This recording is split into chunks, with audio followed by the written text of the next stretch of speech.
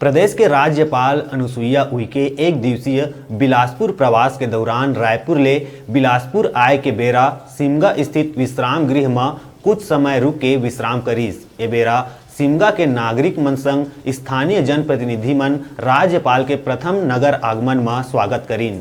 सिमगा के विश्राम गृह में लोगन ले मिल के राज्यपाल खुशी व्यक्त करीन।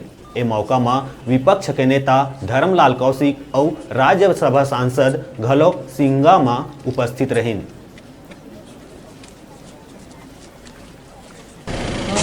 जो जानकारी है और एक मानवीय दृष्टिकोण को ध्यान में रखते हुए हम वहां जाएंगे और देखेंगे उन सारी चीज़ों को, और शासन की तरफ से काफ़ी प्रयास किया भी जा रहा है। अगर उसका और ठोस क्या हो सकता है, केंद्र से भी सरकार से भी क्या मदद मिल सकती है, ये सारी चीज़ें एक मानवता के नाते तो हर व्यक्ति को मतलब देखना भी चाहिए।